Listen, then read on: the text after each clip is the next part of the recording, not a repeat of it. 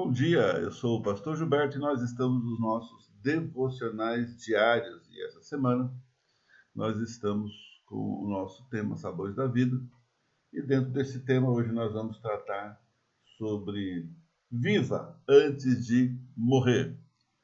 Parece ser meio óbvio, mas talvez não seja para muitos. Então vamos ao nosso assunto e ao nosso texto.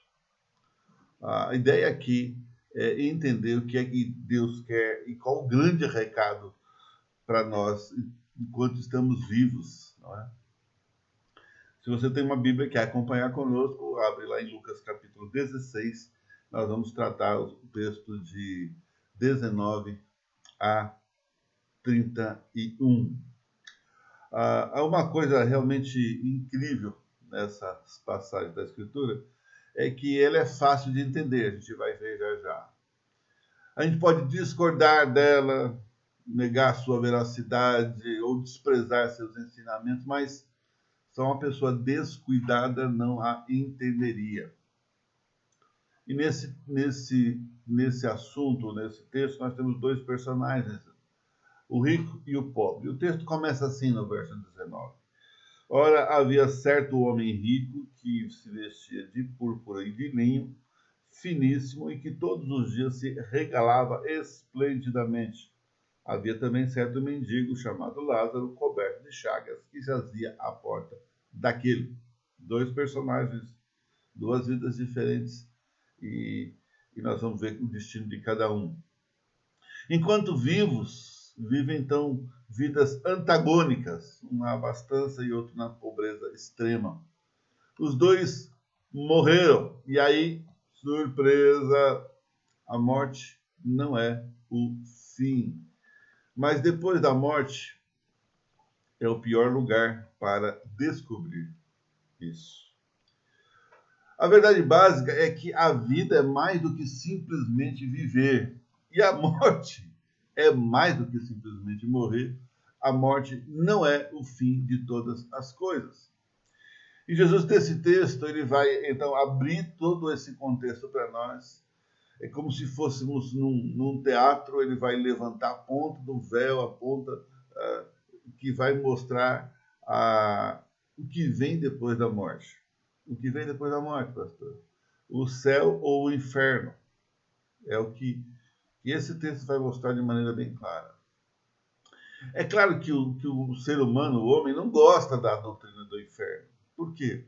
Porque é um lugar de tormento eterno, é um lugar de trevas, é um lugar de choro, ranger de dentes, é um lugar onde o fogo não se apaga, é um lugar onde o bicho não deixa de roer, é um lugar de lembranças das oportunidades perdidas, é lugar de remorso acusador, é lugar de separação eterna de Deus. O homem sempre quis e sempre quer, na verdade, apagar as chamas dessa coisa chamada inferno, porque é preferível não acreditar. Ele sempre quis anular esse tipo de doutrina, de experiência que Jesus traz de maneira fácil. Jesus acho que é o personagem que mais fala sobre isso, sobre céu e inferno. E ele tenta fazer de várias formas. Então o homem tenta negar que haja uma coisa chamada pecado. Então, se não há pecado, não há necessidade de castigo para ele, não tem necessidade de um salvador, mas o pecado acontece 24 horas por dia. Pecado é tudo que você faz quando você não está nem um pouco interessado com o outro. E a sua vida se torna você e você mesmo. Esse pecado será cobrado, o acerto é aqui. Depois as consequências viram, e não tem volta. A ideia de Jesus, então, é mostrar que existe, de fato, o inferno. As pessoas acham que existe o inferno, mas ele é aqui mesmo. No outro grupo, né? É o que estamos vivendo, mas no inferno não tem igreja, não tem Bíblia, não tem música, não tem louvor, não tem alegria, não tem vida, não tem amor, não tem arrependimento, não tem flor, não tem água, e nem tem os filhos de Deus. O primeiro ato, a primeira coisa que vai acontecer nesse texto aqui é que nem tudo vai bem. Nem tudo na vida desse homem rico é só beleza.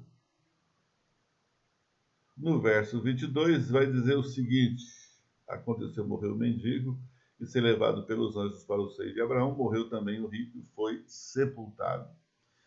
Então, ele vivia numa mansão. Ele tinha servos e servas. O mobiliário da sua casa era luxuosa, carruagem do último tipo. Vivia na opulência e no prazer. Vestia-se de púrpura, tecido muito caro, muito chique. Banquetes, festas, música. Vivia para si mesmo e todos os dias se regalava esplendidamente. Ele era religioso, pois ele conhecia Abraão e o chamava de pai. A mortuária que ele vai usar era enfeitada e cheia de riqueza. Foi um funeral cheio de pompa. A cerimônia religiosa foi pomposa. E agora todos dizem descansou. Mas espera aí, não se esqueça, esse é apenas um lado da história e há mais, muito mais. O nosso segundo personagem também morre. O pobre homem Lázaro. E é uma cena meio difícil de ficar olhando. A gente não gosta disso. Basta saber que um dia o mendigo também acabou morrendo. Os gélidos dedos da morte arrancaram a sua vida. Ele não tinha inimigos, nem amigos, nem cortejo, nem flores, nem hinos, nem cerimônia fúnebre, pois ninguém se importava com ele. Mas também vimos um lado da história. Da mesma maneira, do rico vivendo soberbamente, agora um homem vivendo de maneira miseravelmente. Jesus levanta a ponta do véu e mostra que a vida depois da morte é real. E mostra que a sepultura não é o fim. Segunda coisa, o segundo ato desse assunto, é o que acontece depois da morte. No primeiro ato, nós vimos o lado terrestre das nossas vidas. Um deles era extremamente rico e o outro extremamente pobre. Um sentava-se uma mesa farta, o outro ficava à porta do rico mendigando uma migalha. Um é atraente pela sua riqueza e outro é repulsivo pela sua extrema miséria. Um andava empavonado e o outro cheio de trapos. Mas há diferença nos homens que não aparece nas roupas, nem nas casas, nem nas ocupações. Depois da morte, o contraste no destino destes dois homens continuou, mas a sua situação se inverteu. Quando a cortina foi levantada, Lázaro, depois da morte, Lázaro vai para o céu. E ele pode dizer: Deus é meu auxílio. Embora desprezado pelos homens, ele confiava em Deus. O rico tinha tudo, menos Deus. Lázaro não tinha nada, senão Deus. E o homem rico, aquele que viveu sem Deus, depois da morte abriu os olhos, estava no lar dos desesperados. Enquanto o mendigo vai para o seio de Abraão, o rico não teve repouso nenhum. Como é que é possível descansar no inferno? As pessoas gostam de crer que tudo vai bem e que todos estarão bem, tão logo morram, mas o fato é que as identidades não se alteram com a morte. Não foi outro homem que se despertou na eternidade, foi o mesmo. e despertou para saber algumas coisas. O rico, ele despertou para descobrir, no verso 23, que o inferno é um lugar de tormento. Que o inferno é um lugar de onde se vê a alegria de quem está no céu. Que o inferno é um lugar onde não há consolo. No verso 24 diz: então clama, disse, Pai Abraão, tem misericórdia de mim. Manda Lázaro que molhe em água a ponta do dedo e me refresque a língua, porque estou atormentado nessa chama.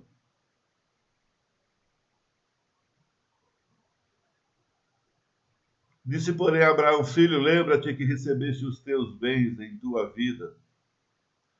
E Lázaro, igualmente os males. Agora, porém, aqui está ele, consolado tu em tormentos. O verso 26 diz que o inferno é um lugar de onde não se pode sair. Além de tudo, está posto um grande abismo entre nós e vós, de sorte que os que querem passar daqui para vós e outros não podem, nem os de lá passar para cá. E ele continua implorando, porque a realidade o atormentava. Ele já não podia mandar alguém buscar ou fazer, e as preocupações que ele tinha eram outras. Porque o inferno é um lugar onde o pedido de socorro não é atendido. O verso 27 diz assim, ele começa a clamar, Pai, eu te imploro que o mandes à minha casa paterna, para que aqueles que eu amo não venham ser atormentados nessa situação, porque não conheceram a graça. O inferno é um lugar de lembranças amargas. E ele fala, porque eu tenho 5 irmãos para que lhes dê testemunho, a fim de não vir também para esse lugar de tormento. O inferno é um lugar de onde não se pode mais ajudar a família. Respondeu Abraão, eles têm a Bíblia, eles têm as pessoas que falam a meu respeito, ouçam-nos. Neste momento, para nós, irmãos, é o momento de encontrar-nos com Jesus e de entendermos qual é a proposta dele. A Bíblia diz que Jesus não veio para julgar, ele veio para salvar esse encontro com a morte de Cristo, para que você tenha a vida. A cruz é o lugar onde nós precisamos tocar. A morte de Jesus e a sua ressurreição mostra que há uma diferença daqueles que morrem sem Cristo e daquele que morre com Cristo. A Bíblia diz, creia no Senhor Jesus e será salvo tu e a tua casa. Para este homem, já era tarde demais para ajudar a sua família. O desejo estava ali, mas a oportunidade passou para sempre. Imagine um filho, uma filha, netos e netas, e você sabendo que aquele lugar vai ser povoado pelo seu próprio povo, sem salvação nenhuma. Eu quero terminar dizendo o seguinte, o homem não tem de fazer nada para ir para o inferno. Com a própria vida é para lá que a gente está indo mesmo. Ele é um pecador perdido. Mesmo sendo religioso, mesmo sendo um homem honrado, um cidadão, ele é condenado se não crê em Jesus Cristo. Não é preciso roubar, matar, adulterar. Todos pecaram, a Bíblia diz, e estão destituídos da glória de Deus. Para ir para o céu é preciso nascer de novo. Crer em Cristo como Senhor e Salvador. Se você morrer agora, para onde vai a sua alma? Para o céu ou para o inferno? E querido, a vida não para quando a gente crê em Jesus. Pelo contrário, ela se torna mais dinâmica, porque a gente tem que fazer muitas correções na vida. Correções de mente começam aqui dentro da sua caixola. Como é que você enxerga? Como é que você vê o mundo? Como é que você vê as pessoas ao seu redor? Quais são as nossas responsabilidades? O que é certo, o que é errado? E como lidar com as duas coisas e reconhecer qual delas é qual? Você sabe como você reconhece um cristão? A Bíblia diz assim, pelos frutos os conhecereis. Um cristão não é um sujeito com a Bíblia debaixo do braço. Um cristão não é um cara que não erra nunca. Um cristão é alguém que está lutando para mudar de vida. Ele não é um religioso. Ele não vai à igreja por ir. Ele realmente tem um projeto onde Deus está transformando ele todo dia. E se ele não está sendo transformado, é porque ele não entendeu. Será que tem gente que está dentro da igreja e vai para o inferno? Não sei, pode ser. Porque não é religião. Não é um clube. É um projeto onde você entendeu porque está lá. E você entendeu que a graça vai te alcançar. E quando ela te alcança, você é transformado. Se você morrer agora, para onde vai a sua alma? Para o céu ou para o inferno? Pergunta simples, consequências definitivas. Meu irmão, minha irmã, é difícil entender tudo isso? Não. Difícil é decidir mudar. Difícil é acreditar. E eu quero te convidar hoje a crer, se você ainda não vive essa fé. A crescer, se você já a vive. A ser testemunha, se você já vive. Aqui e agora, para a glória de Deus. Que Deus te proteja, que Deus te capacite, que a graça de Deus sorria para você mais um dia. Em nome de Jesus. Amém e amém.